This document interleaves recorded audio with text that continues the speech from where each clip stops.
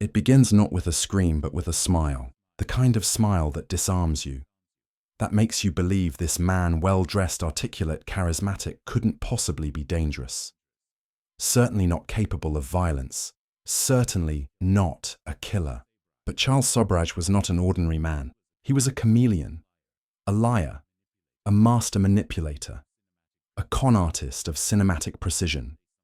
And beneath that easy charm lay something far darker, a hunger for power control and the ultimate thrill taking lives. This is the story of how one man traveling through the golden haze of the 1970s Hippie Trail left a trail of bodies from Bangkok to Bombay. It's a story of youth and idealism, of passports and poison of paradise turned into nightmare. But more than anything, it's the story of how Charles Sobhraj became the serpent and why he kept getting away with murder. To understand Charles Sobhraj, we must first understand the world that made him. Born in 1944 in Saigon, French Indochina, modern-day Ho Chi Minh City, Charles had a fractured start. His mother was Vietnamese. His biological father, an Indian businessman, abandoned them shortly after his birth. Charles was a child caught between cultures, continents, and conflicts. When his mother married a French army lieutenant, the boy was uprooted and brought to France. But he never quite fit in. Not Vietnamese enough, not Indian enough, not French enough. From an early age, Charles Sobhraj learned the power of identity and the power of playing roles. As a teenager in Paris, he dabbled in petty crime. Stolen cars, credit card fraud, small-time scams that hinted at a much deeper instinct for manipulation. He was arrested, imprisoned, released, and then did it all again. But even in prison, Sobhraj charmed his way into favors. Guards trusted him, inmates admired him. He read books on psychology and philosophy. He studied criminal law. He wasn't just biding his time. He was learning, preparing. In the late 1960s and early 70s, the world shifted. The post-war boom gave way to rebellion, and the Western youth culture, disillusioned with capitalism and conformity, looked eastward. They packed bags and took off on what became known as the Hippie Trail. From Europe through Turkey, Iran, Afghanistan, Pakistan, India, Nepal, and finally Thailand, thousands of Western backpackers followed this journey of spiritual discovery, drugs, and freedom. They were young, idealistic, and trusting, exactly the kind of people Charles Sobhraj knew how to exploit. And he had a partner. Marie-Andrée Leclerc was a French-Canadian nurse who met Sobhraj in India. He seduced her instantly, not just romantically, but spiritually. He convinced her they were soulmates, that the world was theirs to take. She abandoned her life in Quebec to follow him across Asia, becoming both accomplice and prisoner in his twisted empire. The couple lived in Bangkok in a rented apartment with velvet drapes and gold-trimmed furniture. From there, Charles began building his network, not of friends, but of victims. And he didn't do it with a knife or a gun. He did it with pills. Sobhraj's signature tactic was elegant in its evil drugging his victims slowly under the guise of friendship. He'd offer them hospitality meals, drinks, and then slip in tranquilizers or laxatives inducing illness. Then he'd play the rescuer, nursing them back to health while stealing passports, cash, and identities. Some he let go, others he didn't. The first known murders began in 1975. A young American woman named Teresa Knowlton was found drowned in a tidal pool near Pattaya, Thailand. Local authorities dismissed it as a drug overdose or accident. But she wasn't a drifter. She was spiritual educated and kept a travel diary. Her last entry mentioned a man named Alain Gauthier, an alias of Charles Sobhraj. Teresa was wearing a floral bikini when she was found. Later, investigators would dub her the bikini victim, the first in a chilling string. Just weeks later, a young couple from the Netherlands, Henk Bintanja and Cornelia Hemke, disappeared after being seen with Sobhraj. Their burned bodies were discovered in the woods outside Bangkok. Both had been drugged, strangled, and set aflame. Each murder followed a pattern. Tourists, mostly Western, always young, lured with the promise of safety, food, friendship, or business opportunities. Some were killed to steal their passports, others because they discovered too much. But what made Sobhraj different from other killers was his complete lack of panic. He stayed near the scenes. He talked to the police. He attended social events, threw parties, drank wine. He wanted to be seen. The murders weren't just about money. They were about dominance. To him, the world was full of pawns. The crimes escalated. In Nepal, Sobhraj used a stolen passport to enter the country and murdered Laurent Carrière, a Canadian, and Connie Jo Bronzik, an American. He forged documents and travelled on their identities. In India, he poisoned a group of French tourists in New Delhi. Nearly a dozen people fell violently ill, but the plan backfired. One of the victims escaped and alerted the authorities. Finally, in July 1976, Charles Sobhraj was arrested. But even behind bars, his legend only grew. In Tihar jail, one of the most notorious prisons in India, Sobhraj bribed guards, lived like royalty, and continued running scams. He held interviews, posed for photographs, and wrote manifestos. He was no longer just a killer, he was a celebrity criminal. But Sobhraj wasn't done playing games. As his sentence neared its end, and fearing extradition to Thailand, where he would face the death penalty, he orchestrated an audacious plan. He threw a party in prison complete with cake drinks and drugged sweets for the guards. When they passed out, he simply walked out. He remained on the run for nearly a month before being caught again. His sentence in India was extended by 10 years, which meant Thailand's statute of limitations on his murder charges would expire before he could be deported. He had manipulated the system again.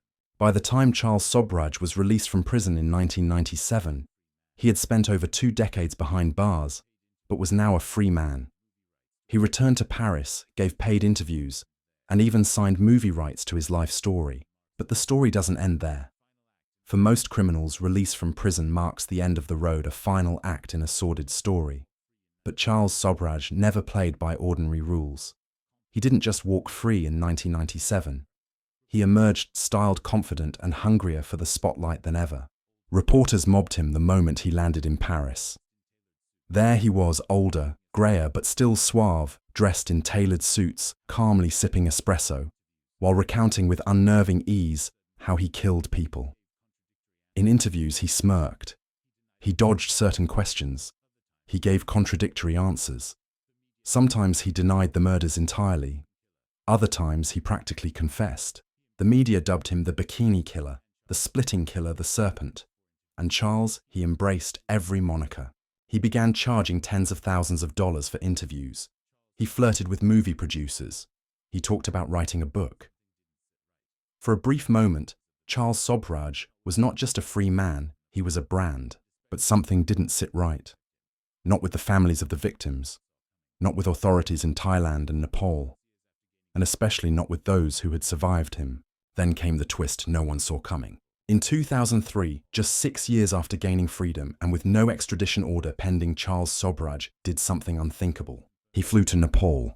Yes, Nepal, one of the few countries where he still had active murder warrants, where 2 of his confirmed victims, Laurent Carrière and Connie Jo Bronzik, had been found dead nearly 30 years prior.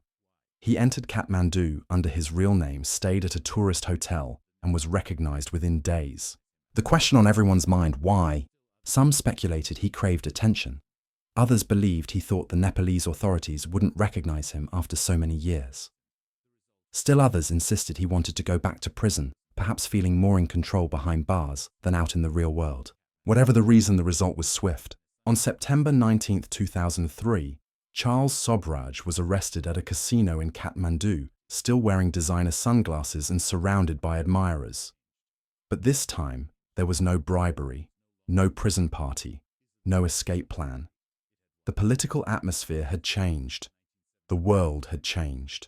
And Nepal was no longer the chaotic, easily manipulated state it had once been. Sobhraj was charged with the 1975 murder of Connie Jo Bronzik. The trial that followed was a media circus, but also a reckoning. For the first time in nearly 3 decades, the families of his victims had a chance at justice. Witnesses were flown in. Old police files were dusted off. Forensic evidence, though limited, pointed clearly at Sobhraj.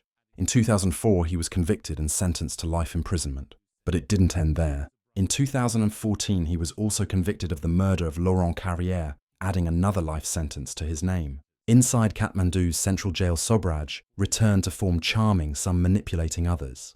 He granted interviews. He wrote letters. He even got married to a Nepalese woman 44 years his junior, claiming to have found peace, even love. But for the world outside, the case had reopened deep wounds and deep questions. How had he evaded justice for so long? How had he manipulated police victims, even governments? And most of all, why did he kill? Psychologists labeled him a narcissistic sociopath. He showed no guilt, no remorse. He didn't kill in rage. He killed in strategy. His victims were chess pieces often selected for convenience people whose passports he could use, whose money he could steal, and whose deaths he could dismiss with one cold shrug. There was no signature, no clear ritual, but there was a method: gain, trust poison, slowly exploit weakness, eliminate threats, and always smile. His ability to be two people at once, the helpful friend and the silent predator, made him unique among serial killers. Most murderers kill from compulsion, some from rage. Sobhraj killed out of calculation. If the end justified the means, then murder was simply efficient. But the story of Charles Sobhraj is also a cautionary tale about justice. Because for nearly 30 years he operated in countries where police forces were under-resourced, where corruption was commonplace, and where foreign backpackers, especially in the 1970s, could disappear without a ripple. Many victims were never formally identified. Some were burned beyond recognition. Others were buried under wrong names their parents never notified. The full body count is still unknown. Conservative estimates suggest at least 12 murders. Others claim 20 or more. Some believe he may have killed up to 30 people between 1972 and 1982. And for most of that time, he was not hiding in shadows. He was out in the open, which raises the darkest question of all.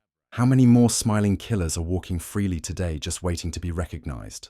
As Charles Sobhraj aged behind bars, the world around him shifted. True crime exploded as a genre. Books were written. Documentaries were made. In 2021, Netflix released The Serpent, dramatizing his crimes with stunning accuracy and reminding a new generation that evil doesn't always look like a monster. Sometimes it looks like a friend, and that brings us to the final years of his life. Inside Kathmandu's central jail time did little to dull Charles Sobhraj's sense of superiority. The cold stone walls, the rusted bars, the absence of luxury, none of it cracked the mask he had worn for half a century. If anything, prison became another stage for his favorite performance, playing the misunderstood genius, the gentleman criminal, the wrongly accused mastermind. To those around him, he remained polished, always well-groomed, always articulate, always in control. His cell, it was said, was cleaner than most. His tone, even in court, was never panicked. He used legal jargon fluently. And when international journalists came knocking, he welcomed them with his signature smile. But behind that smile, silence. Never once did Charles Sobhraj express genuine remorse. Never once did he name all his victims. Instead, he danced around questions, quoted philosophers, deflected with charm. He blamed others, circumstances, the media. He denied key facts. And yet, even as he protested innocence, he couldn't resist weaving in just enough truth to keep the legend alive. Because by then, Charles Sobhraj was no longer just a man. He was a myth. And that myth began to take on a life of its own. In the years following his rearrest in 2003, public fascination with Sobhraj grew. He was featured in True Crime Books magazine, exposés, podcasts, and documentaries. But it was the 2021 Netflix series, The Serpent, that truly reignited global interest. The show, starring Tahar Rahim as Sobhraj, dramatized his crimes with stunning fidelity, showing how he preyed on Western travelers along the Hippie Trail with cold calculation and surgical cruelty. Audiences were horrified and captivated because Charles Sobhraj, unlike most serial killers, didn't fit the mold. He wasn't driven by bloodlust or sexual deviance. He wasn't a lone wolf living in shadows. He lived in luxury. He seduced with smiles. He chose his victims not out of compulsion, but convenience.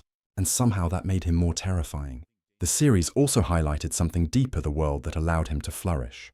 In the 1970s, the Hippie Trail was filled with naive travelers, mostly young, white, and idealistic, moving through countries where they didn't speak the language, didn't know the customs, and didn't think danger would find them.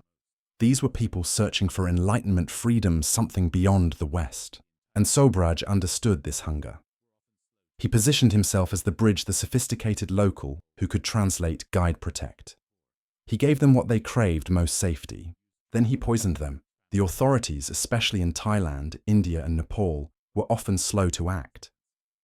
Jurisdiction was muddled. Interpol was primitive, record-keeping poor. Foreign victims, especially those who used drugs or lacked family contact, were easy to dismiss. Runaways, overdoses, accidents. Sobhraj exploited every gap in the system. He was also a master forger. With stolen passports, he reinvented himself constantly, sometimes posing as Alain Gauthier, other times as Daniel Gauthier, or as a rich businessman from Hong Kong. His wardrobe changed to fit the persona. His accent shifted. Even his handwriting adapted. Each lie built the next, yet even in prison the lies kept coming. In 2008, Sobhraj announced that he was engaged to a 20-year-old Nepali woman named Nihita Biswas. The media exploded. The couple gave interviews, posed for photos, and insisted they would marry soon. Biswas's mother, a prominent lawyer, joined the legal team fighting for his release. The relationship shocked the world. Was it love, a publicity stunt, a twisted fantasy? To Sobhraj, it didn't matter. He once again had the attention, the cameras, the narrative. But behind the headlines, something darker was happening. As more journalists revisited the case, more inconsistencies surfaced.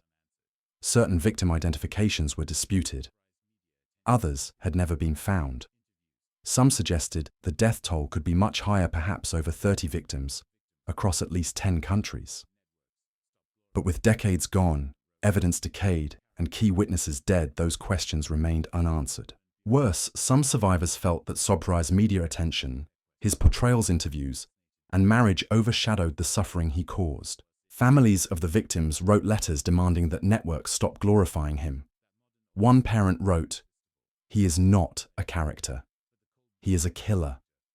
My daughter's body was burned beyond recognition, and now he gets airtime." It was a fair question. Why are we fascinated by evil? Why does the polished monster draw us in more than the silent victim? Charles Sobhraj represented a kind of evil that modern audiences find irresistible, not the wild-eyed maniac, but the cold-blooded manipulator who smiles while committing atrocities.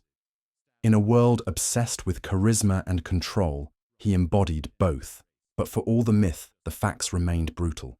Teresa Knowlton drowned in a tidal pool, her bikini-clad body left for tourists to find. Henk Bintanja and Cornelia Hemke burned in a forest near Bangkok. Vitali Hakim, a Turkish traveller, found charred in the same region. Connie Jo Bronzich stabbed and abandoned in Nepal.